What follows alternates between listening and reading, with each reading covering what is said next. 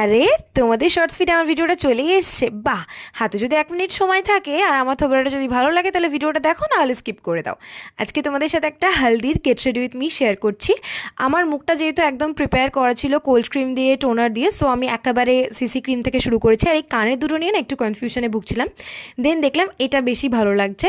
তারপর পরে নিলাম কাজল, দেন ব্লাশ, আর ঠিক করেছিলাম লিপস্টিক আর মাস্কারা, এই দুটো দিয়ে মেকআপটা কমপ্লিট করবো। আর কিছুক্ষণ আগেই না শ্যাম্পু করে এসেছি, তো মাকে বলছিলাম তুমি গামছাটা খুলে আমার চুলটা ভালো করে একটু মুছে দাও।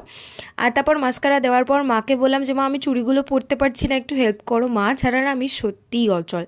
আর তারপর যেহেতু তখন একটু ঠান্ডা ঠান্ডা ছিল, সো মার একটা সুন্দর দেখতে শাল নিয়ে নিলাম, যেটা মা আমাকে একটু দিয়ে হেল্প করে দিল, পরিয়ে দিল আর কি সেফটি পিন দিয়ে।